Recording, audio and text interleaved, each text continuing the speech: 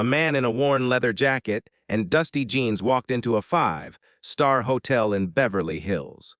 The manager took one look at him and called security. "This guest is causing a disturbance," she announced. "He is impersonating a VIP." Guests laughed. Staff members smirked. Security escorted him out the door. What they did not know was that this man had just purchased the entire hotel chain for $280 million. His name was Keanu Reeves, and in 30 minutes, he would return to fire everyone who had humiliated him. But what happened next shocked everyone even more. The revolving door turned slowly, and a man stepped into the lobby of the Sterling Grandview Hotel in Beverly Hills. It was a Friday evening, and the chandeliers above cast their golden light across the polished marble floor, illuminating designer handbags and tailored suits that moved gracefully through the space. But the man who had just walked in did not match any of that elegance. He wore an old leather jacket, creased and faded at the elbows from years of use. His jeans were dusty and worn at the knees. His boots had faded to a tired gray, the heels visibly worn down from years of wear. A canvas backpack hung loosely off one shoulder, frayed at the edges. He had a dark beanie pulled low over his forehead, sunglasses covering his eyes even though the sun had already set, and a thick beard that had not seen a razor in weeks. His name was Keanu Reeves, but nobody in that lobby knew that. 3 days earlier, Keanu had quietly finalized the acquisition of the Sterling Grandview Hotel chain through his private investment company, Gentle Spirit Investments. The deal was worth $280 million, conducted through a series of subsidiaries and holding companies. No press release. No announcement. No fanfare. He booked the penthouse suite under the company name, Archer Holdings, ensuring that no one at the hotel would be alerted to who was actually coming. This was not a publicity stunt. This was a test. Long before the world knew his name, Keanu had been just another young man trying to make his way in a city that judged people by what they wore and what they drove. He remembered the dismissive waves, the cold shoulders at front desks when he did not look wealthy enough to belong.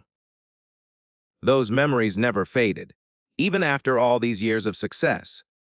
He wanted to know if things had changed, or if the world still treated people the same way when no one important was watching. So he walked into his own hotel, dressed like a man who had nothing, to see what kind of welcome he would receive. The answer came almost immediately. As Keanu moved across the lobby, heads began to turn. Not with recognition, but with something colder. A woman in pearls leaned toward her companion and whispered something behind her hand. A man in a three-piece suit lowered his newspaper, his lips pressed into a thin line of disapproval. Near the bar, a couple exchanged glances and quiet chuckles. Nobody recognized him, not because his disguise was particularly clever, but because they simply did not bother to look closely. A few felt something familiar about his face, a flicker of recognition tugging at the edges of their minds. But they dismissed it just as quickly. After all, there was no way a famous person would dress like that, so they looked away. They always looked away from people like him. Keanu kept walking, his footsteps echoing softly against the marble. He did not react to the whispers. He simply absorbed it all, filing away each dismissive glance, each quiet laugh at his expense. This was exactly what he had come to find. Behind the front desk sat a young man in his mid-20s, his name tag reading Marcus Brennan. He had kind eyes and nervous hands, and when he saw Keanu approaching, he opened his mouth to offer a greeting, but he never got the chance. The sharp click of high heels echoed from the side hallway. A woman emerged, her posture rigid, her movements precise. She was in her early 50s, with silver, streaked hair pulled back in a tight bun, and a perfectly tailored black suit. Her name was Vivienne Hartley, and she had been the general manager of the Sterling Grandview for 22 years.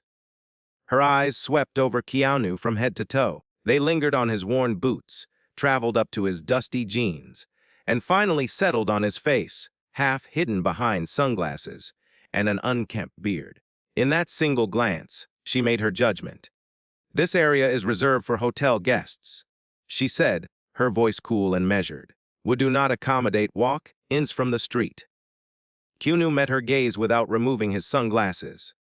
"I have a reservation. Under the name Archer Holdings." Vivienne did not move toward the computer.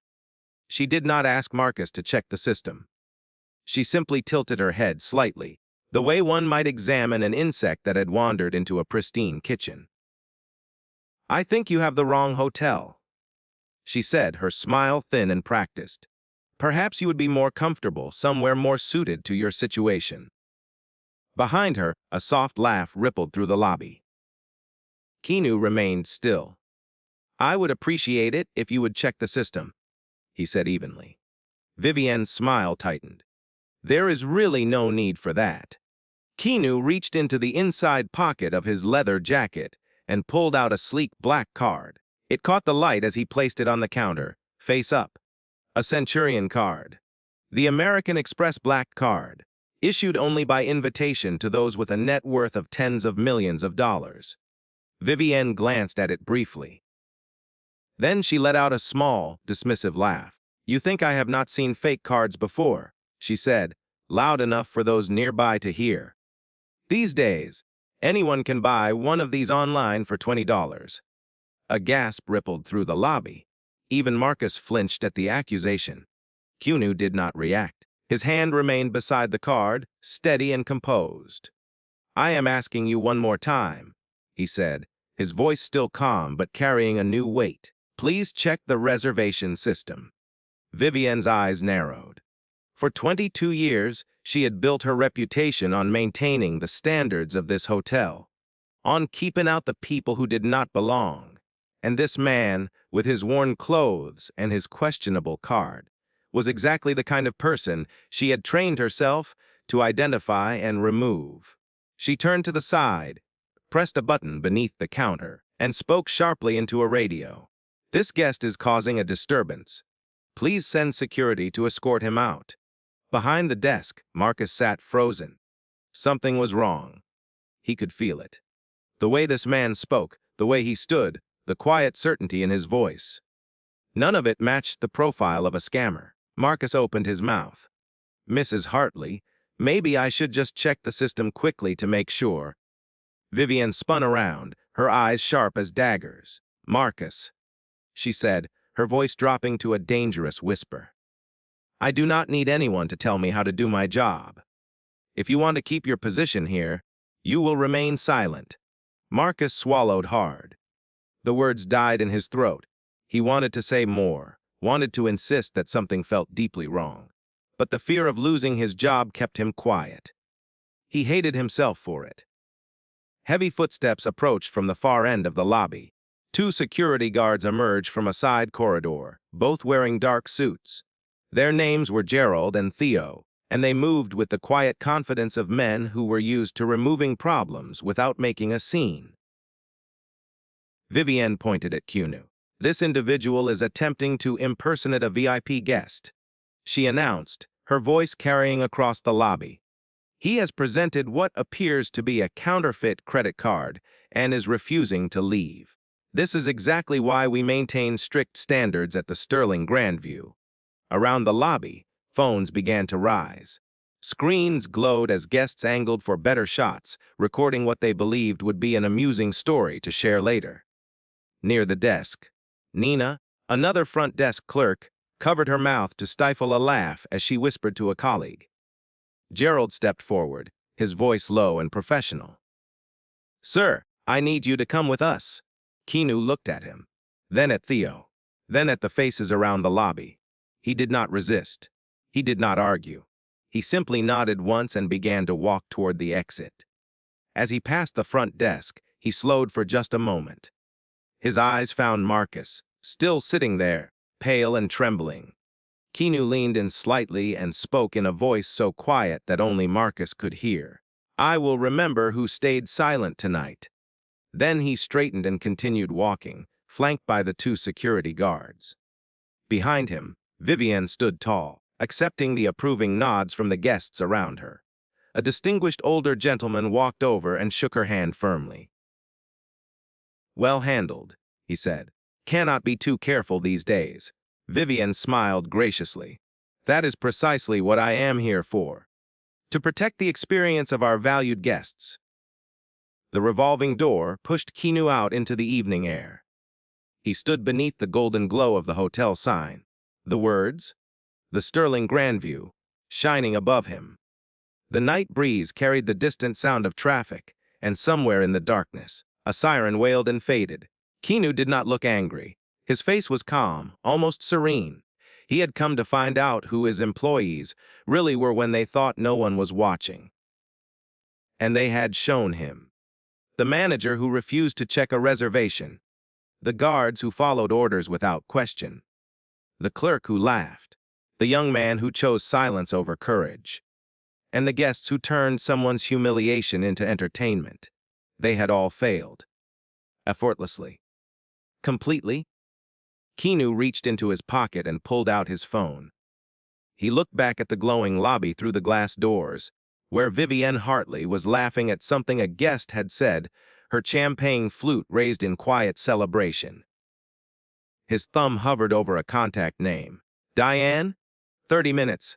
That was all the time they had left. 30 minutes before everything changed. Outside the hotel, beneath the golden glow of the Sterling Grandview sign, Keanu stood motionless for a long moment. The evening breeze carried the distant hum of Los Angeles traffic, and the faint smell of jasmine drifted from the manicured hedges lining the entrance. He pulled out his phone and dialed. "Diane," he said when the line connected. "I need a board meeting in 30 minutes. Have them ready to patch through to my phone when I call." Diane's tone remained calm and professional. "Understood. What else do you need? Contact Tommy at TMZ and Rachel at the LA Times. Tell them they might want to send someone to the Sterling Grandview tonight. And have the legal team pull together the personnel file for the general manager here, Vivienne Hartley. I will have everything ready in 15 minutes. Keanu ended the call and slid the phone back into his jacket. His calm was deliberate, almost unsettling. He had seen what he needed to see. Now it was time to act. He glanced back through the glass doors at the glowing lobby, where champagne was being poured and laughter echoed off marble walls. They had no idea what was coming. Inside the hotel, the atmosphere had returned to its usual rhythm of polished elegance. Guests mingled near the bar, their voices blending with soft piano music. The unpleasant interruption had been dealt with, and everything was back to normal. Or, so they believed. Vivienne Hartley stood near the bar, accepting a fresh glass of champagne from a silver-haired gentleman in a cashmere blazer. He raised his own glass in a small toast. "Thank you for maintaining the standards of this establishment," he said. "Not everyone has the courage to do what needs to be done." Vivienne smiled graciously. "I have been doing this for 22 years. I know who belongs here and who does not." Near the front desk, Nina was recounting the incident to a colleague, shaking her head with amusement. "Hay actually tried to pass off a fake black card. Can you imagine? Mrs. Hartley handled it perfectly." They both laughed, unaware that their words were being absorbed by someone sitting just a few feet away. Marcus Brennan had not moved from behind the front desk. While the rest of the lobby celebrated their return to normalcy, he sat frozen, staring at his computer screen without really seeing it. Something was gnawing at him. The way that man had spoken, the quiet certainty in his voice, and that final sentence, whispered so softly that only Marcus had heard it. "I will remember who stayed silent tonight." Those words echoed in his mind like a warning bell that refused to stop ringing. Marcus glanced toward the bar, where Vivienne was still chatting with guests. She was distracted. He had a few minutes. His fingers moved across the keyboard. He typed the name into the reservation system. Archer Holdings. The result appeared instantly. ARCHR Audience EUESI 3 nights. Confirmed category Executive VIP. Highest priority clearance. Note A. Special review flagged by parent company management. Marcus felt his heart begin to pound. Executive VIP, highest priority clearance. These designations were reserved for owners, board members, people who held real power over the entire organization. He clicked on the parent company link. Archer Holdings, subsidiary of Gentle Spirit Investments, owner confidential. Contact VP Operations for details. Marcus opened a browser tab and typed, Gentle Spirit Investments, Sterling Grandview Hotel. The first headline made his blood run cold. Sterling Grandview Hotel chain acquired for $280 million by investment company linked to Hollywood star. He clicked on the article, scanning rapidly until he reached the final paragraph. According to sources close to the deal, Gentle Spirit Investments is believed to be the private investment vehicle of actor Keanu Reeves. The company name is reportedly inspired by the star's well-known philosophy of kindness and humility. Marcus stopped breathing. His fingers found the keyboard again, typing with desperate urgency. Keanu Reeves. Images flooded the screen, and near the top, a recent photograph from a charity event showed a man in a worn leather jacket and faded jeans, smiling gently at a group of children. His beard was thick, his boots were old and scuffed. It was him, the man they had just thrown out of the hotel. "Oh no," Marcus whispered, his face draining of color. He grabbed his phone and dialed the IT department, his hands shaking. "This is Marcus at the front desk. I need urgent verification on a VIP reservation. Archer Holdings. Can you tell me who approved it?" A pause.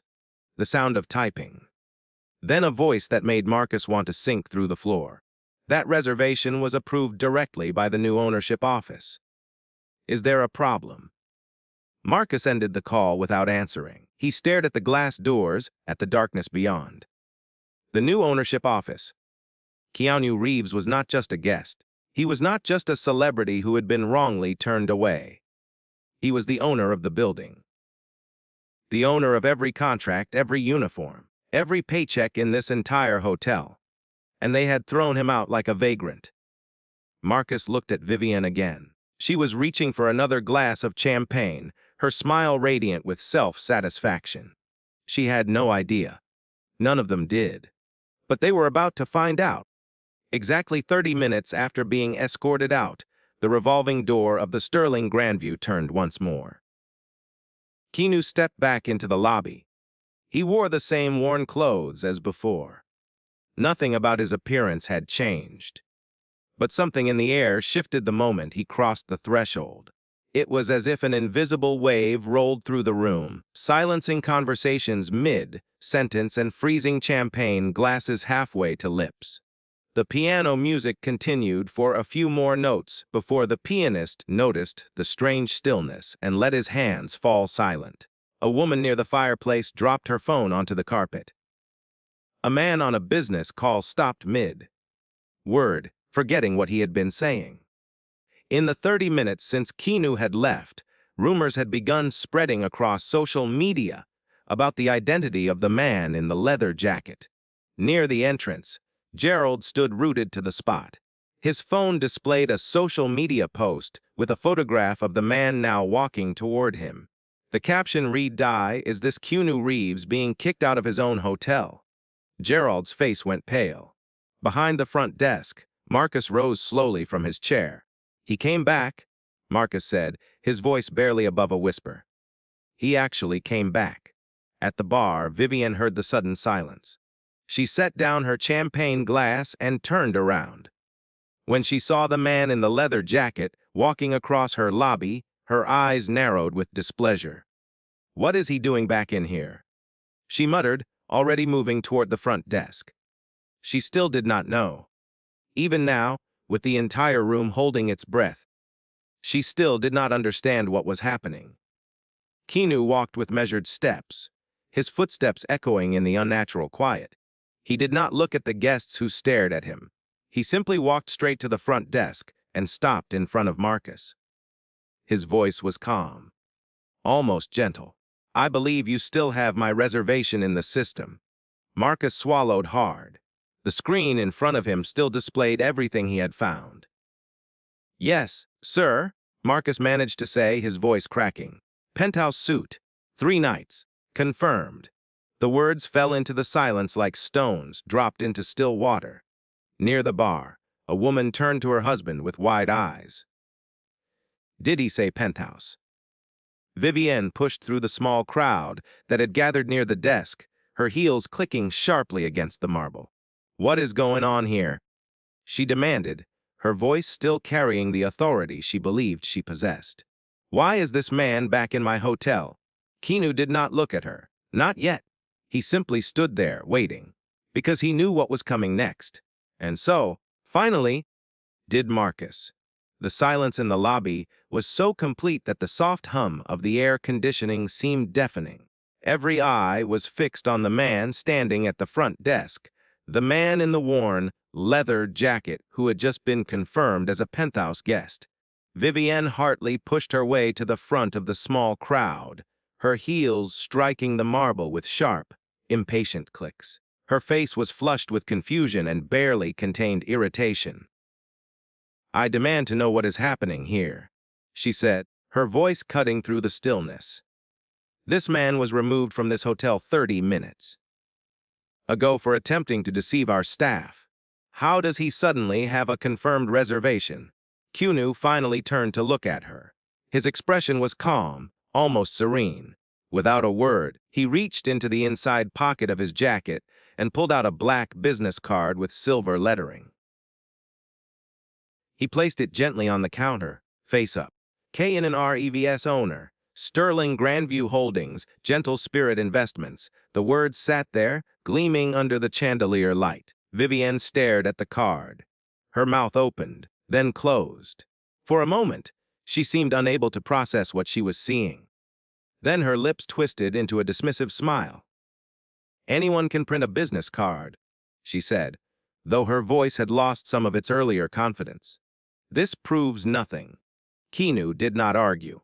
He simply picked up his phone from the counter, tapped the screen, and placed it back down with the speaker facing outward. Diane, he said calmly, please connect me to the boardroom. A moment of silence. Then a crisp, professional voice filled the lobby. Connected, Mr. Reeves. The board is standing by. Another voice followed, deeper and more formal. Good evening, Mr. Reeves. This is Jonathan Webb, Chief Legal Counsel. Welcome to your flagship property.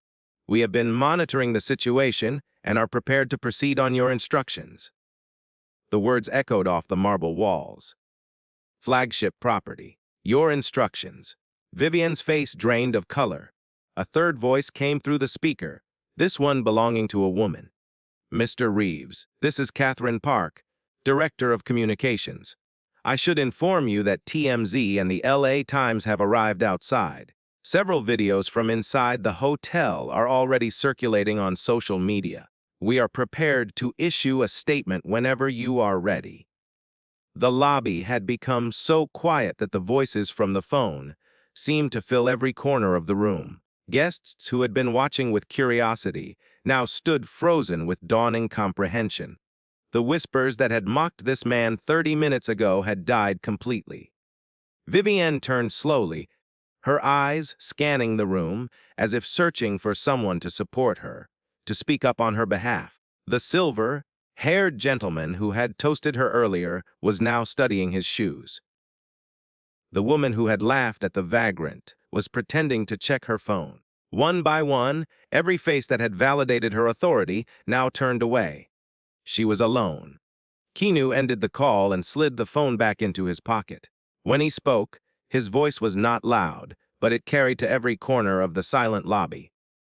I did not come here for revenge, he said. I came here to clean house. He turned to Marcus, who stood behind the desk looking like he might collapse at any moment. Marcus, I need you to pull the guest complaint records for the past 18 months. Filter by incidents involving management.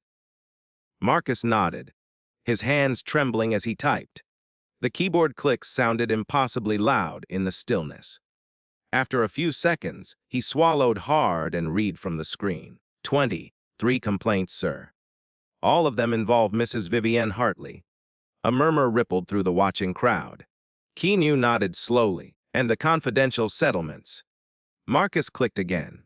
His face grew even paler. 8 settlements. Total value $340,000. All processed through a fund labeled Special Operating Expenses. The murmur grew louder. Guests exchanged shocked glances. Even Nina, who had been laughing about fake credit cards just 30 minutes earlier, stood motionless with her hand covering her mouth. Vivienne stepped forward, her voice rising in desperation. "Those complaints are exaggerated," she said quickly. "They were misunderstandings. Difficult guests who did not appreciate our standards. You cannot take them at face value." Keanu looked at her for a long moment. His expression held no anger, no satisfaction. Just a quiet, unwavering clarity. 23 complaints in 18 months, he said evenly. 8 payouts totaling $340,000, all connected to one name.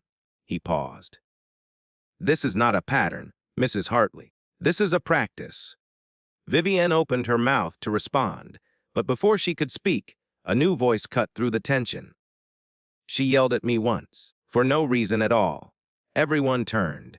A woman in a housekeeping uniform had stepped forward from the edge of the lobby. She was middle-aged, with tired eyes and hands that gripped the hem of her apron tightly. Her name tag read Rosa. "I have worked here for 7 years." Rosa continued, her voice trembling but clear. "Mrs. Hartley screamed at me in front of guests because I smiled at a man wearing shorts and a T-shirt. She said I was encouraging people who did not belong here." Vivienne's eyes flashed. "Rosa, this is not the time or place for." But Keanu raised his hand gently, and Vivienne fell silent. He nodded at Rosa to continue.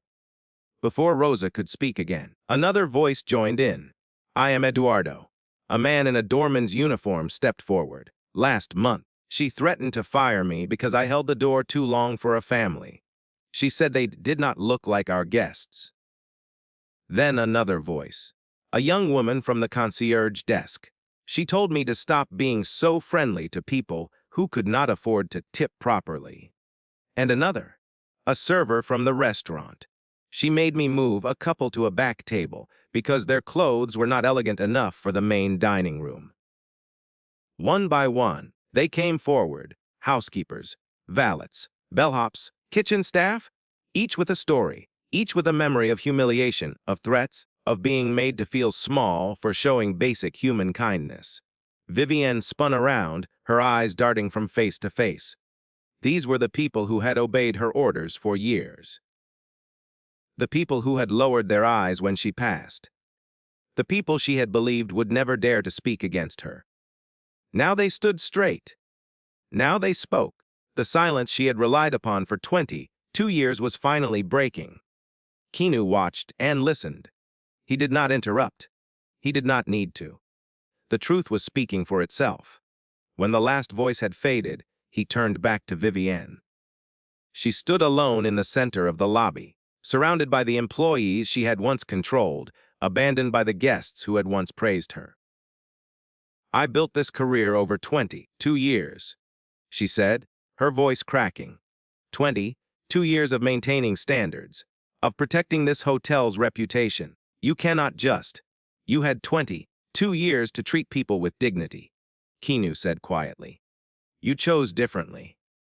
He reached for his phone and spoke clearly into it. "Jennifer, please process the termination file for Vivienne Hartley, effective immediately." A voice responded from the speaker, calm and professional. "Understood, Mr. Reeves. Processing now." Vivienne's breath caught. Her face twisted between disbelief and desperation. "This is a setup?" she hissed. "You planned this. You came here looking like that on purpose, just to trap me?" Keanu met her gaze steadily. "I told you I had a reservation. I showed you my card. I asked you 3 times to check the system." His voice remained calm, without a trace of anger. "You refused. Not because you did not believe me, but because you had already decided I was not worth believing." He paused, letting the words settle. "I did not trap you, Mrs. Hartley. I simply gave you the opportunity to show who you really are. And you did." Vivienne had no response. For the first time in 22 years, she had no words, no authority, no defense. Keanu turned to Gerald and Theo, the two security guards who had escorted him out earlier. They stood near the entrance, their faces pale, their eyes fixed on the floor. "You followed orders without asking a single question," Keanu said, his voice neither harsh nor gentle. "When you were told to remove a guest who had done nothing wrong, you did not hesitate. You did not verify. You simply obeyed." Gerald swallowed hard but did not speak. "I understand the pressure of your positions," Keanu continued, "but there are moments when following orders is not enough. When basic decency requires you to ask questions." He paused. "Your contracts are terminated as well." Finally, Keanu's gaze moved to Nina, the desk clerk who had laughed as he was being escorted out. She stood frozen near the front desk, tears already streaming down her cheeks. "And you," Keanu said, his voice dropping lower. "You watched another human being get humiliated, and you laughed. You turned someone's pain into your entertainment." Nina sobbed quietly but could not meet his eyes. "That is not a quality we need here," Keanu said simply. From the phone on the counter, Jennifer's voice returned, calm and final. "Confirmed. Vivienne Hartley, Gerald Moss, Theodore Chen, and Nina Gallagher have been removed from the system. Documentation has been sent to Legal and Human Resources." The words hung in the air like a verdict delivered in a courtroom. Vivienne stood motionless. 22 years of building her career, her authority, her reputation, gone in a matter of minutes. And she knew, with terrible certainty, that when she walked out of those doors, no hotel in the industry would touch her. But Keanu was not finished. He looked around the lobby at the faces watching him. Guests who had filmed his removal. Staff members who had stayed silent. People who had witnessed injustice and chosen comfort over courage. "What happened tonight is not unique to this hotel," he said, his voice carrying across the marble floor. "It happens every day, in places just like this, all over the world. People are judged by what they wear instead of who they are. People are dismissed because they do not look wealthy enough, important enough, worthy enough." He paused, his eyes sweeping across the room. "Most of the time, those people have no voice, no power, no way to fight back. They simply accept the humiliation and walk away." His gaze settled on the employees who had spoken up, on Rosa and Eduardo and the others who had finally broken their silence. "But today, you spoke. Today, you reminded everyone in this room that dignity is not something you earn with expensive clothes or a credit card. It is something every human being deserves." The lobby remained silent. But it was a different kind of silence now. Not the cold silence of judgment, but the heavy silence of reflection. Outside the glass doors, camera flashes began to flicker. The press had arrived. And inside the hotel, a room full of people had just witnessed something they would never forget. Keanu turned back toward the front desk, where Marcus still stood, pale but somehow steadier than before. The confrontation was over, but the consequences were just beginning. The flash of cameras began to flicker through the glass doors like lightning from an approaching storm. Outside, the quiet Beverly Hills evening had transformed into a media circus. News vans from TMZ, the LA Times, and several local television stations lined the curb. Their satellite dishes pointed toward the night sky.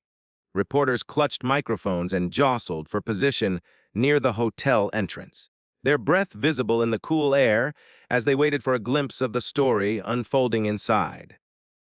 Inside the lobby, the atmosphere had shifted once again. The elegant space that had witnessed so much in the past hour now felt like a stage where the final act was about to begin. Guests stood in small clusters, speaking in hushed tones, many of them still processing what they had just witnessed. Staff members who had spoken up stood together near the concierge desk, their expressions a mixture of relief and uncertainty about what would come next. Vivienne Hartley remained near the front desk, her face pale and drawn. A security officer from the hotel stood a respectful distance away, waiting to escort her to collect her belongings. 22 years of her life had been built within these walls. Now, She would leave them carrying nothing but a cardboard box and the weight of her choices. Keanu stood in the center of the lobby, his worn leather jacket and faded jeans looking strangely appropriate in this moment. He was not dressed like a billionaire or a movie star. He was dressed like a man who understood that clothes meant nothing compared to character. He looked around at the faces watching him, guests who had filmed his removal, staff members who had stayed silent, people who had witnessed injustice and chosen comfort over courage, and then the few who had spoken up when it mattered most. When he spoke, his voice was calm but carried clearly across the marble floor. "I was not born into wealth," he said. "When I was young, before anyone knew my name, I was treated exactly the way you treated me tonight.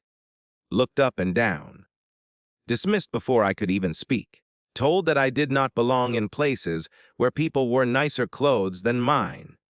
He paused, letting the words settle into the silence. Those memories never leave you. Even after years of success, you remember what it felt like to be invisible. To be judged not by who you are, but by what you wear.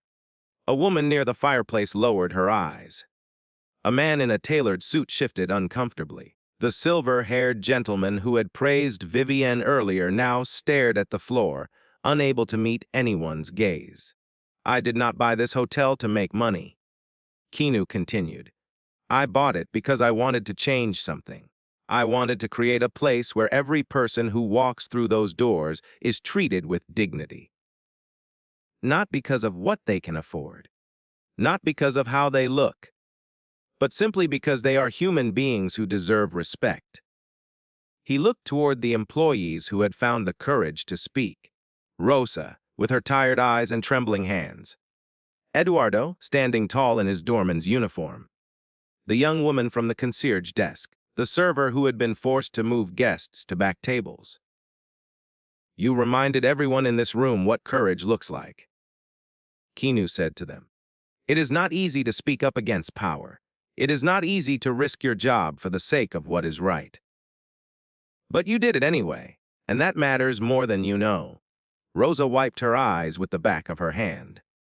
Eduardo nodded slowly, his jaw tight with emotion. Then Keanu turned his attention to Marcus, who still stood behind the front desk, pale but no longer trembling.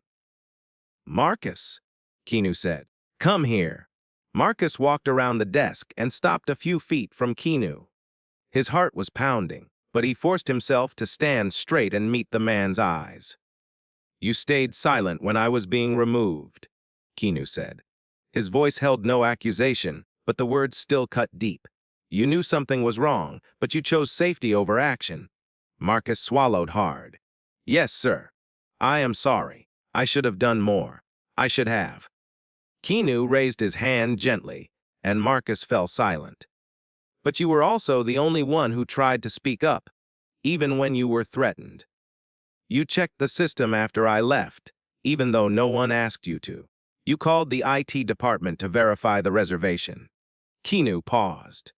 "Those actions tell me something about who you are underneath the fear." Marcus blinked, surprised that Keanu knew about his efforts behind the scenes. "I have people monitoring the systems," Keanu explained. "I know what you did. And while it was not enough to stop what happened, it showed me that you have a conscience. That you understand the difference between right and wrong, even when it is difficult." He reached into his jacket and pulled out a small envelope, which he handed to Marcus. "This is a 90-day trial agreement for the position of acting general manager." Marcus stared at the envelope in his hands, unable to speak. "This is not a reward," Keanu continued. "It is a test. You will be supervised. You will be evaluated. Every decision you make about how guests and staff are treated will be watched closely. One mistake, one moment where you choose convenience over decency, and this opportunity ends." Marcus finally found his voice. "I understand, sir. I will not let you down." Keanu shook his head slightly. "Do not make that promise to me.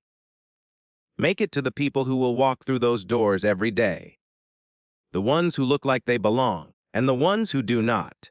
They are the ones who will judge whether you deserve this chance." Marcus nodded, clutching the envelope tightly. I will remember that. Every single day. For a moment, something that might have been approval flickered in Keanu's eyes. Then he turned toward the glass doors, where the camera flashes continued to strobe against the night. I suppose it is time to face them, he said quietly. He walked toward the entrance, his footsteps echoing in the hushed lobby. As he pushed through the revolving door, the cool night air hit his face, followed immediately by a barrage of shouted questions and blinding lights. Mr. Reeves, can you confirm what happened inside? Is this a personal vendetta against the hotel staff? Do you have any comment on the videos circulating online? Keanu raised his hand, and gradually, the chaos subsided into an expectant silence. Microphones stretched toward him from every direction. Cameras focused on his face. The world was watching. I do not need anyone to bow when I walk into a room, he said, his voice steady and clear. I need people to treat others with kindness when they think no one important is watching. That is the true measure of character. A reporter near the front called out, Mr. Reeves, do you regret how you handled the situation tonight? Keanu considered the question for a moment. I regret that it takes a famous person to draw attention to something that happens to ordinary people every single day, he said. How many people have been treated the way I was treated tonight, but had no voice, no platform, no way to fight back? They just accepted the humiliation and walked away. That is what I regret. That this is still the world we live in. Another reporter pushed forward.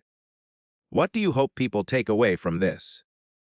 Keanu looked directly into the nearest camera. I hope they remember that respect is not something you earn with expensive clothes or a fancy car.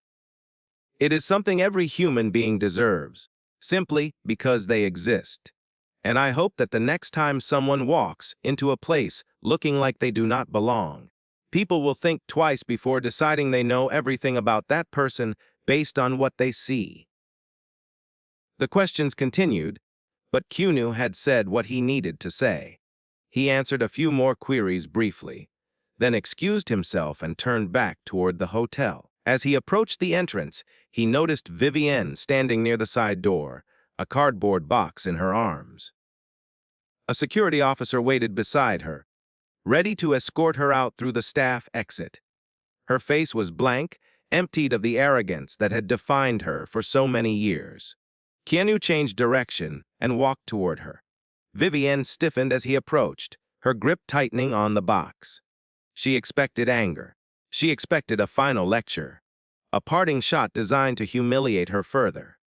But Keanu simply stood there, looking at her with an expression that held no hatred. Mrs. Hartley, he said quietly, I do not hate you, and I take no pleasure in what happened tonight. Vivienne said nothing. Her jaw was clenched so tightly that the muscles in her neck stood out. I hope that someday you will understand why what you did was wrong. Keanu continued. Not because of who I turned out to be, but because every person who walks through those doors deserves to be treated with basic human dignity. Regardless of what they wear, regardless of what they drive, regardless of what they can afford. He paused, and when he spoke again, his voice was even softer. You have spent 22 years building a career on the idea that some people are worth more than others. That some people deserve respect and others do not. I hope the next 22 years teach you something different. Vivienne's lips parted, but no words came out. For the first time in as long as she could remember, she had nothing to say. No defense, no excuse, no clever response.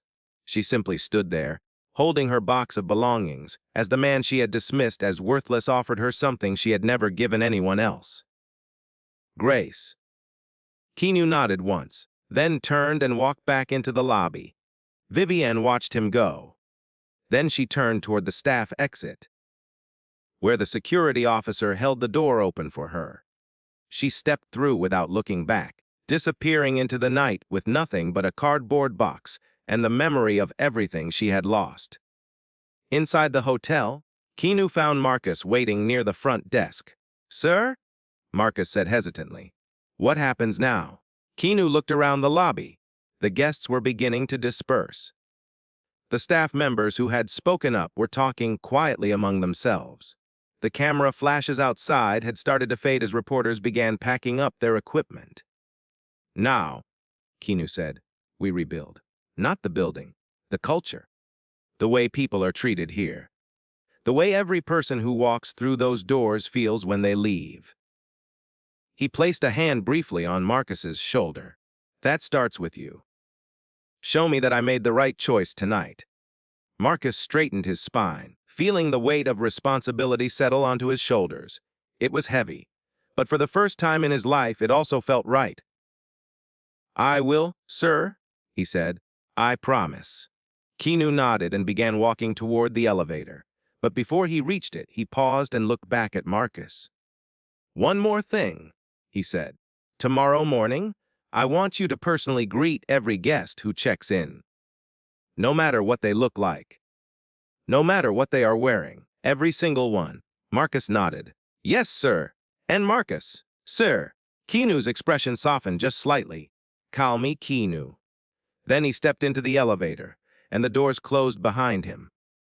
Marcus stood alone in the lobby, the envelope still clutched in his hands. Outside, the last of the news vans was pulling away. Inside, the hotel was quiet for the first time in hours.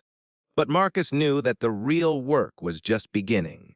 And somewhere in the night, Vivian Hartley was driving away from everything she had known, carrying nothing but a box of memories and a lifetime of choices she could never take back. 1 year later, autumn had returned to Los Angeles. The afternoon sun filtered through the palm trees lining the boulevard, casting long shadows across the freshly polished entrance of the Sterling Grandview Hotel. Much had changed in the 12 months since that unforgettable Friday evening.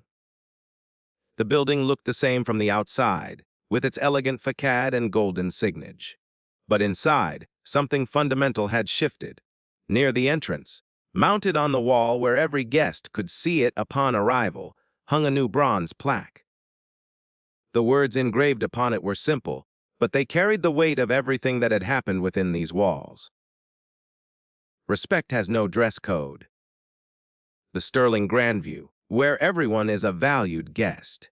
This was not just a slogan, it was a promise, and every employee who worked here now understood exactly what it meant. The lobby itself had not changed much physically. The same marble floors gleamed under the same crystal chandeliers. The same elegant furniture arranged around the same fireplace. But the atmosphere was different, warmer, more welcoming. The kind of place where a person in a tailored suit and a person in worn jeans would receive the same genuine smile at the front desk. Marcus Brennan stood in his office on the ground floor, adjusting his tie in front of a small mirror. He was 29 years old now, and the title on his door read General Manager.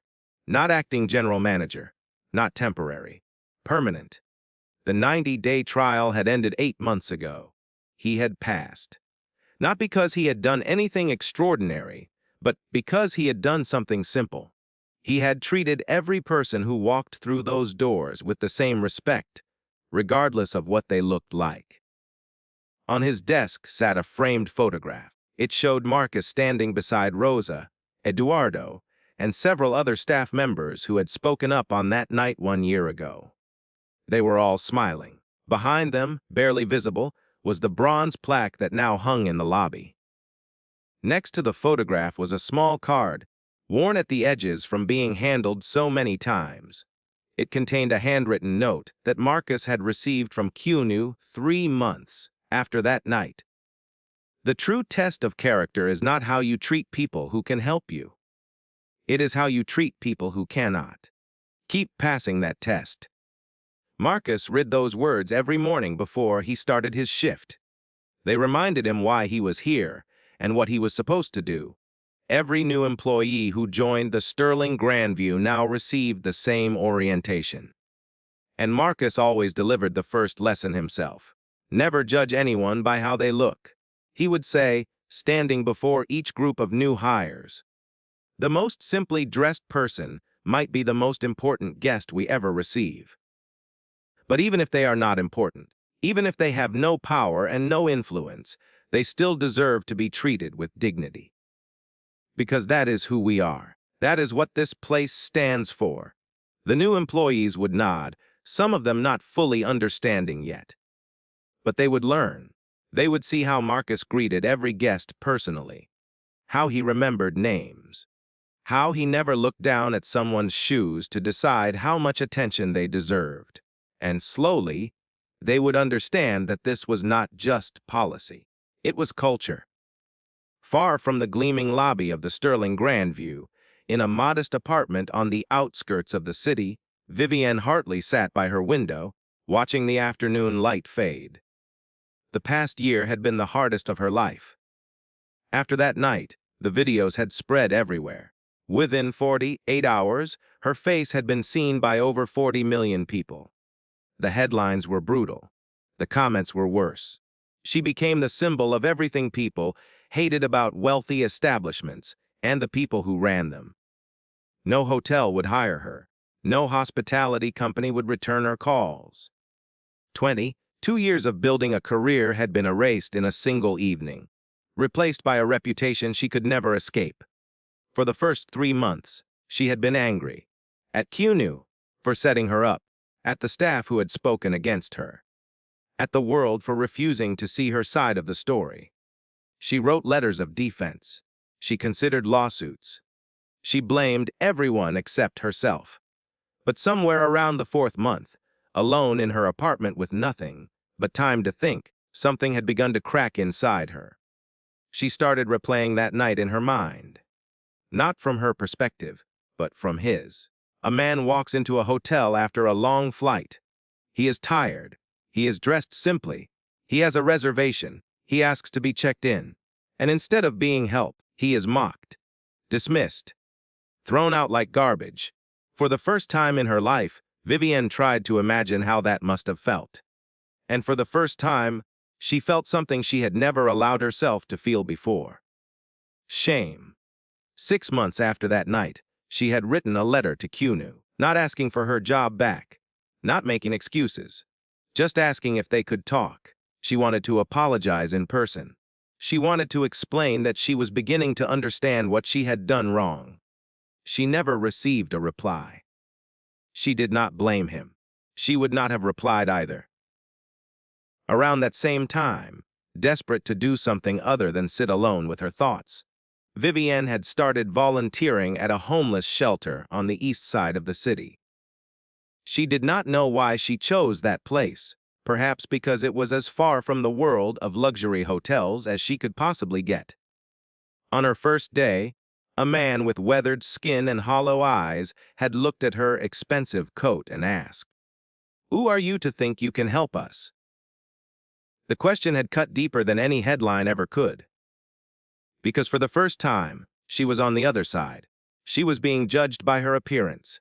She was being dismissed before she could even speak. And she understood.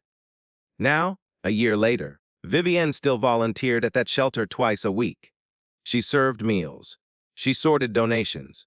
She listened to stories from people whose lives had taken turns they never expected. She did not talk about who she used to be. She did not mention the hotel or the videos or the career she had lost. She simply showed up, again and again, trying to become someone different from the person she had been for 52 years. On her desk sat an unfinished letter. She had been writing it for weeks, adding a sentence here, crossing out a paragraph there.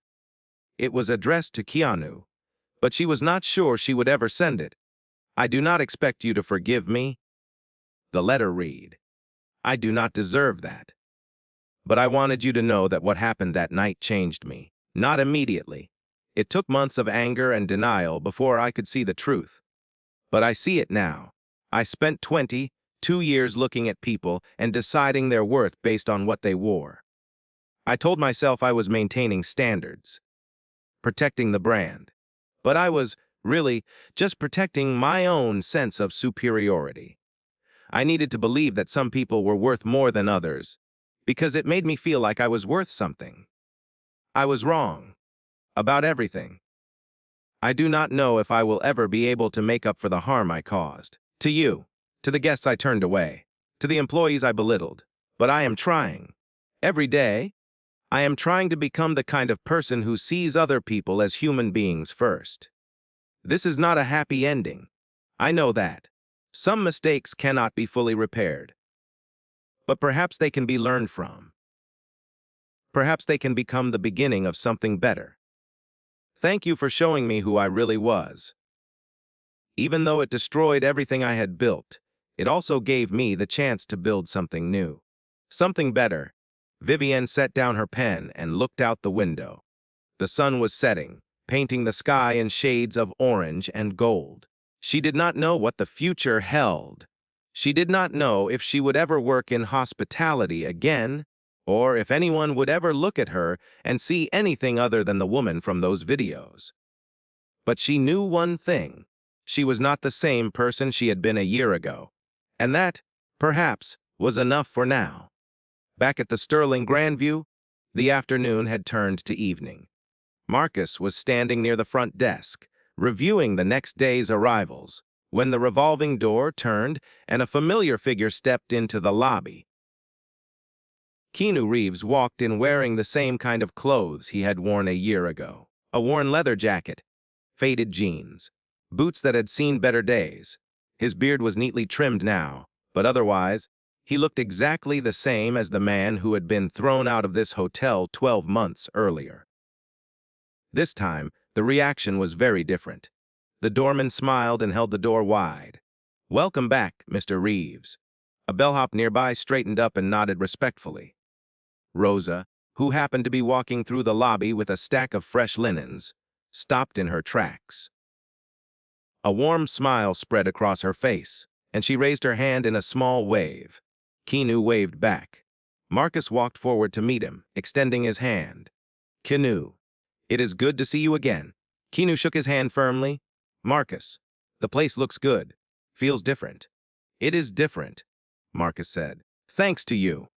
Keanu shook his head slightly. "I just opened a door. You are the one who walked through it. You and everyone else here who decided to do things differently."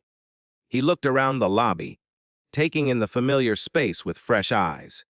The bronze plaque by the entrance. The staff members moving with purpose and warmth. The guests being greeted with genuine smiles regardless of their attire. "This is what I hoped for," Keanu said quietly. "When I bought this place, this is exactly what I hoped it could become." Marcus nodded. "We still have work to do. But we are getting there. Every day, a little better." Keanu placed a hand briefly on Marcus's shoulder. "That is all anyone can ask." He excused himself and walked toward the small cafe in the corner of the lobby. He ordered a black coffee, no sugar, no cream, and sat down at a quiet table near the window. A few minutes later, Rosa appeared nearby, having finished her duties. She hesitated for a moment, then walked over. "Mr. Reeves, I hope I am not disturbing you." Keanu looked up and smiled. "Not at all, Rosa. Please sit down." Rosa sat across from him, her hands folded nervously in her lap. "I just wanted to thank you, again, for everything you did that night, for listening to us, for believing us." "You did the hard part," Keanu said, speaking up when it was easier to stay quiet. "That took real courage."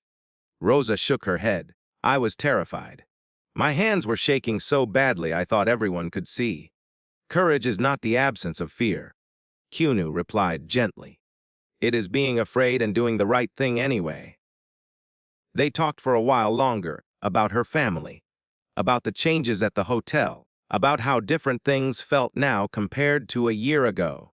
It was a simple conversation between two people who had shared an extraordinary moment and had both been changed by it. When Rosa finally excused herself to return to work, Keanu remained at his table, sipping his coffee and watching the lobby. A few minutes later, the revolving door turned again. A man walked in, middle-aged, tired-looking. His clothes were simple and wrinkled, as if he had been traveling for a long time. His shoes were scuffed. His bag was worn. He looked around the elegant lobby with an expression that mixed uncertainty with hope. He looked Keanu realized, almost exactly like he himself had looked 1 year ago. Marcus noticed the new arrival immediately. Without hesitation, he walked across the lobby to greet the man personally. "Good evening, sir," Marcus said, his smile warm and genuine. "Welcome to the Sterling Grandview. We have been expecting you." The man blinked, surprised by the warmth of the greeting. "You have? I have a reservation, but I was not sure if—" "Of course, sir," Marcus said smoothly. "Please, let me help you with your bag. I will personally make sure you are checked in and comfortable." From his table by the window, Keanu watched the scene unfold. He saw the uncertainty in the man's eyes transform into relief. He saw Marcus treating this guest with the same respect he would give to anyone, regardless of appearance or status. And he smiled. This was what it was all about. Not the grand gestures or the dramatic confrontations, but the quiet moments, the simple acts of kindness that happened when no one important was watching. Keanu finished his coffee and stood up. He left a generous tip on the table and walked toward the exit, passing by the front desk where Marcus was still helping the new guest get settled. Marcus looked up and caught his eye. No words were needed. Just a small nod of understanding between two people who knew exactly what this moment meant. Keanu pushed through the revolving door and stepped out into the cool evening air. Behind him, the lobby of the Sterling Grandview continued its quiet rhythm. Guests checking in, staff members smiling, a man in simple clothes being treated like he mattered. Because he did. They all did. The stars were beginning to appear over Los Angeles as Keanu walked toward his waiting car. He paused for a moment and looked back at the hotel, its windows glowing warmly against the darkening sky. 1 year ago, he had walked into that building expecting the worst and finding exactly that. Tonight, he had walked in hoping for the best and finding something even better. Change was possible. Not always easy, not always quick, but possible. And sometimes, that was enough. The final words of the story are not spoken by any character. They simply appear in the silence, like a thought shared between the storyteller and the listener. To serve is not to lower yourself. It is to lift others up. And sometimes, the person who needs lifting most is the one who believes they are already at the top.